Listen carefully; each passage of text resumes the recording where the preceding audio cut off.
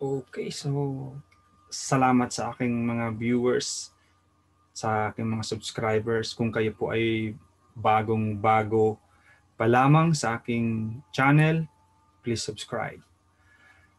Marami sa ating mga Pilipino ang hindi masyadong nauunawaan kung ano ang financial literacy at ano ang naibibigay nitong kagandahan, kabutihan sa bawat isa na nagbibigay ng panahon. And siyempre, ang talagang nagiging challenge dito ay yung katulad natin na mahihirap. Para po sa ating lahat, ang financial literacy ay isang kaalaman na nagbibigay sa atin ng mga patungkol sa ating buhay pinansyal, kaalaman sa tamang paghawak ng pera, tamang pag-iipon, tamang paggastos, at kung paano ito palaguin. Sabi po ng pag-aaral na ang kawalan ng kaalaman ng karamihang Pilipino ang nagiging rason kung bakit nami-mismanage ang pera, kung bakit maraming Pilipino ang nagiging mahirap at lalong humihirap, at bakit maraming mayayaman ang lalong yumayaman. Dahil yun sa financial literacy. Tamang kaalaman at walang kaalaman, literacy. Sa oras na to, ang aking pong ibabahagi sa inyo ay starting out right. So, tamang pagpapasimula, paano natin mabago ang ating current situation and that we will never be broke again. At dito, I will just focus on the 7 prevailing mindset, yung mga maling kaisipan, maling attitude at karakter na kung saan nagpapabroke sa atin. So itong 7 na to ay baguhin natin. Mag-reset tayo ng mindset. I hope after ng video ito, meron kayong matutunan, and after po niyan, pwede po nating i-share sa atin pong mga kakilala. Simulan na po natin. Reason number 1, why most Filipinos are broke because of procrastination. Ano po ba ang procrastination? Ito yung alokin mo ng pagkakataon, opportunity, attend ka, libre ka naman, ang isasabihin sa'yo ay, hindi ko linya yan. Teachers ako, nurse ako, attorney ako, doktor ako. Sa iba na lang. May trabaho naman ako, sumusweldo naman ako. Siguro unahin natin yung mga nasa vendors, yung security guards, 'di ba? Palagay ko sila ang dapat mauna. Alokin mo ng kaalaman para palaguin ang pera sa tamang vehicle. Hindi nag-invest na ako, sasabihin. Malaki ng perang inihulog ko doon. So na-scam, bakit? Kasi kulang sa kaalaman at dahil na rin sa procrastination. So rule number 1, if you want to change your current situation, start outright. Don't procrastinate. Reasons number 2, people are broke because they never set goals. Diba? Kung tayo nga, nung mga bata pa tayo, tinatanong tayo ng teachers, ng ating mga magulang, ano po ba yung ambisyon natin? Diba? So here, we should have a goals. Wala ka bang goals tulad na lang ng, diba? Gusto mo makapagpatapos ng pag-aaral ng mga anak mo? Gusto mo magkaroon ng retirement fund? Hindi ba goals yun? Goals yun eh.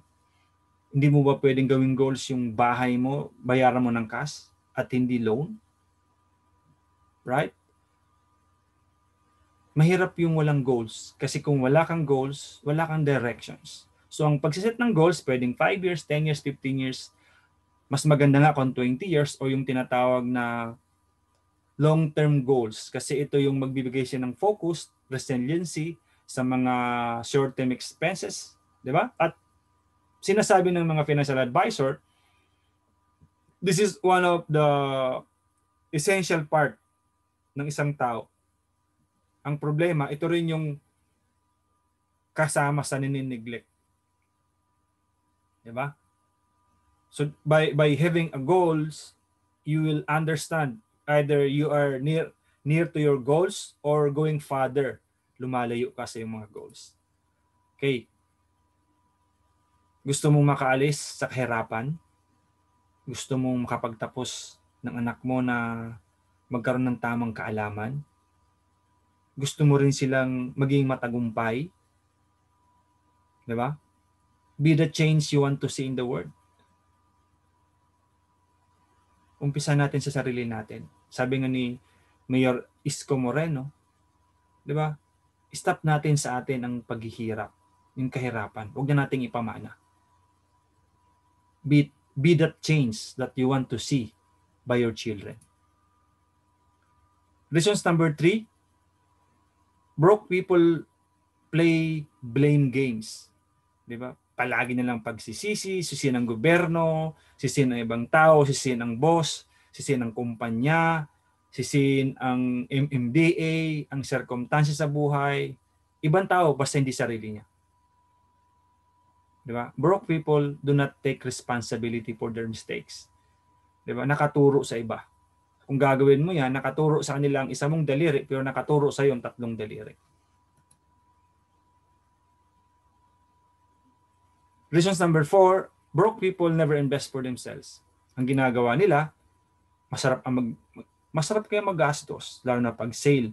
Di ba, isipin mo, dating 10,000, ngayon 2,000 na lang. Nakatipid ako ng 8,000. Ang totoo, hindi po ikaw nakatipid ng 8,000. Nakunon ka ng 2,000. People are broke because they make impulses. Bakit? Usually, they want to impress. So, ini-invest nila sa ibang tao. Pinapayaman nila yung ibang tao at hindi nila ini-invest ang kanilang mga sarili. That's why they are broke. They are professionals, nakapagtrabaho, may malaking sweldo, pero pagdating ng retirement, baon sa utang, walang savings. Why? Because they never invest in themselves. Reasons number 5, broke people never protect their income. O, diba? Sumusweldo ka ngayon. Paano kung nagkasakit ka? No work, no pay. Diba? 6 months lang yun. Paano kung tumagal ng 1 taon? At naging unfit ka? Nawala yung active income mo. Sa kang breadwinner, anong mangyayari sa iyong pamilya? Or bigla kang namatay? Anong mangyayari sa pamilya? Iniwan mo sila na may utang? Uutang sila pambayad sa utang mo? Uutang nila yung current at magiging pang-araw-araw nila. So, utang cycle ang mangyayari. So, usually, ang kaisipan o yung prevailing mindset ng mga broke people ay, mga immortal kami. Bata pa ako. Kaya ko yan. Kaya ko nga mag 24 hours na work eh. Hindi ako magkakasakit. Yung life insurance, wala, piperahan mo lang ako. Yung healthcare, kaya ng kumpanya ko yan. Disability, kaya ng kumpanya ko yan. Di ba? Paano hindi nila alam na kapag sila ay nawala na sa trabaho nila, kapag hindi nila nagamit yung kanilang mga HMOs, wala namang balik sa kanila ito. Di ba? Okay lang yan. Pagdating ko ng 60, matik na, sabi ng batas, PhilHealth na tayo. Di ba? Pero may certain lang na mga sakit ang covered ng PhilHealth. At siyempre, hindi naman po yung kalakihan. Hindi naman sa kada gamit mo nandyan yan, especially kung ikayo po ay matanda na. Lahat po may limitasyon. So dapat, ma-recognize mo na ngayon ikaw ay malakas pa, bata pa, hindi sakitin. This is your best time to get protected. Alright? I hope you are learning. Reason number 6, why most of people are broke, because they spend the money before they earned it. Isipin mo, ang 13-month pay, ang bonus December. Pero June pa lang nagastos na isangla na, nabawasan pa. Di ba? Ininvest ko naman sa bahay, sa sakyan eh. Bumili ako ng jewels kasi yung gold, habang tumatagal, di ba, lumalaki. Unfortunately, ang hindi nila alam, di ba, na yung bahay, yung sasakyan, yung jewelry na sinasabi mong mga investment na inutang mo, di ba? Kasama na yung mga inutang mo na flights, hotels, dahil gusto mo magliwaliw, di ba? Ito ay mga mga investment na kumukuha ng pera sa bulsa mo. Hindi nagbibigay ng pera sa bulsa mo. Ang tawag po diyan liabilities, hindi asset, hindi investment. When you say investment, ito po ay may balik na sa'yo. Di ba? So ito pa ang gagawin mo diyan, pinakamasaklap, dahil nga sa kulang na, ano pa ba ang pinaka-worst sa pag-spend ng buong sweldo sa luho? Di ba? Mas worst yung mag-spend ka ng lampas pa sa yung income na luho pa. Di ba? Doesn't make sense sa ating cash flow. Bakit? Kasi debt, getting continuously in debt. Isipin mo utang, utang, utang, utang. Kasi ang sabi mo, may trabaho ka naman. Paano kung mawalan ka ng trabaho? Naisip mo ba yan? Reason number 7, broke people always makes an excuse. Worst, di ba? So we should straight it out right. Dapat itama natin yan. Gawin natin tama ang lahat so that we will never be broke again. Stop procrastination. Have an investment with yourself. Stop excuses. Hindi mo alam. You are working hard. Learn how to work smart. Di ba? At ang pinakamasaklap, hindi nila tinatanggap na mali sila. Bata-bata mo pa, ako matanda, napabalik na ako. They really make good and believable excuses. Napapaniwala nila ang kanilang mga sarili, hindi nito kailangan. Now remember, financial illiteracy is your lack of ability to efficiently handle your personal finances. So nangyari na mismanage mo yung budget, yung pera mo sa budgeting, sa pag-save, sa pag-invest, at sa ano pa mang mga patungkol sa buhay pinansyal. Ayon po sa survey SWS, at kaya nga ang ating gobyerno nagkaroon ng financial education kasi nga yung financial knowledge nating mga Pilipino ay kulang. 2% lang. Isipin mo, 2%. And this financial literacy is globally. Isipin mo kahit sa bansang Amerika kung bakit maraming lumalabas na mga financial guru, financial advisor, kasi yung financial literacy napakamalaking problema. That's why not only us, 'di ba? Kahit ang mayayamang bansa, maraming broke. Even sa UK, maraming broke. Why? Financial illiteracy. Sabi ni Robert Kiyosaki, isang American Hawaiian, ang pagiging broke temporary lang yan, pero yung pagiging mahirap, eternal po yan. Bakit? Kasi kung yung pagiging kulang mo o sa kasalatan mo, kung yan ay tatanggapin mo at gagawa ka ng pagkakataon at mag-i-invest ka ng oras para mag-comeback, okay yan. Diba? Temporary lang yung pagiging broke. Pero yung pagiging mahirap, nasalat, kapag tinanggap mo sa sarili mo na ang buhay mo ay mahirap at gusto mo na manatiling isang mahirap kasi ang mayayaman sa telenovela ay mga api at yung mga mahihirap ay laging swerte, 'di ba? If you surrender yourself to the present conditions of yours, then you will become poor for the rest of your life. Not only you, but your family. Mahirap po yun.